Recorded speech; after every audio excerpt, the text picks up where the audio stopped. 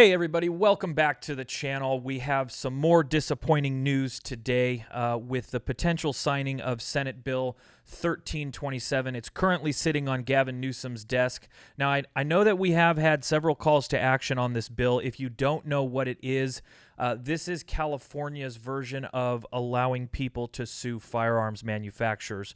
If you haven't seen any of the prior videos, basically what California legislators did is they saw Texas put a law in regards to abortion on their books, allowing people to sue abortionists. What this law does here is it applies that same logic to California and says if somebody is harmed with a firearm, people will be able to sue firearms manufacturers. That's not necessarily what I want to look at, though. This bill is sitting on Gavin Newsom's desk, waiting to be signed. With what we know about Gavin Newsom, we don't really see any reason to believe that he's not going to sign it. But it's time to look at the fine print here, because if you scroll all the way to the bottom of this bill, you will see that they are actually changing the Code of Civil Procedure. I should have it here for you on the screen. This is section 1021.11. If you don't know, the Code of Civil Procedures is enacted in all civil lawsuits. So this would not just apply to this specific law. It would apply to any lawsuit that's brought against an infringement of the Second Amendment in California. And here's what it says. Notwithstanding any other law, and if you don't know the legal jargon, notwithstanding any other law is our legislators' way of saying, in spite of any law that might contradict this one, any person, including an entity, attorney, or law firm who seeks declaratory or injunctive relief to prevent this state, a political subdivision, a government entity or public official in this state, or a person in this state from enforcing a statute, ordinance, rule, regulation, or any other type of law that regulates or restricts firearms or that represents a litigant seeking relief is jointly and severably liable to pay attorney's fees and costs of the prevailing party. So you might think to yourself, why the heck is this important? You know, we sue for attorney's fees all the time. Kind of similar to how we already pay for firearms and we're taxed up to yahoo. We see new taxes being asked by our legislature every single year, whether it be long guns or pistols or ammunition.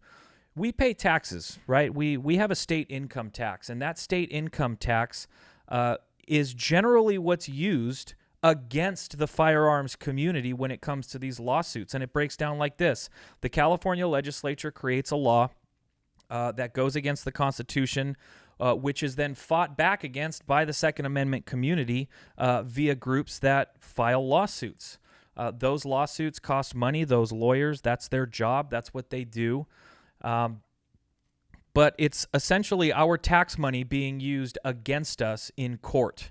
And now what they're saying here is if there is any portion of a lawsuit that you do not win or gets set to the side, you are now responsible for paying all of the state's attorney's fees. So you're going to, with your income tax, you're going to pay for those legislators to legislate against you in the first place. With your state income tax, you're then going to pay again for them to battle against you in court. And now they're telling you that you are on the back end going to have to pay their attorney's fees. And here's the way that it breaks down. It says here, for the purpose of this section, a party is considered the prevailing party if a court does either of the following: dismiss a claim or cause an action brought to the party seeking declaratory or injunctive relief described by subdivision A, regardless of a reason for the dismissal. 2, enters judgment in favor of the party opposing the declaratory or injunctive relief described by subdivision A, regardless of whether the prevailing party sought to recover attorney's fees or costs in the underlying action.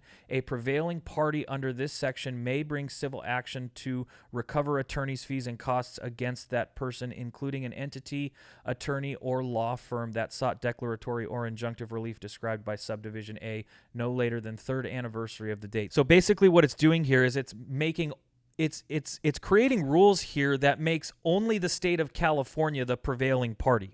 So it's telling you, even if you win the lawsuit, if you bring 5 different arguments against the state, and one of them is dismissed, the state is the prevailing party. You may get the decision that you want, but the prevailing party is going to give their attorney's fees to the plaintiffs in this case.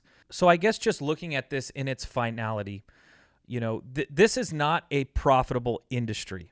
These lawsuits are not generally for any type of money. They are for injunctive relief. They are for taking laws off the book that infringe on people's Second Amendment rights. This is not a profit machine. So to continue and ask for the California citizens to pay for both sides of a lawsuit is ridiculous. It's a further infringement on our rights to be able to defend ourselves. And now it's just a matter of defending ourselves in the courts. So I guess this, as most of these videos do, it comes back to, this is something that you need to think about the next time you hit the ballot box. This is something that we all need to think about before we go and hit the ballot box. We need to tell as many people as we can that our government is becoming tyrannical. That's essentially what this is. Okay, they are trying to remove firearms from our culture. They're trying to remove firearms from our home. And now they're trying to create a situation where we cannot even bring a lawsuit against an unconstitutional law without having to pay further fees. And as always, CRPA does have a voter guide. Visit us at crpa.org. And check out those politicians who are pro-Second Amendment. This is becoming more important than ever, and now is definitely the time to make that change.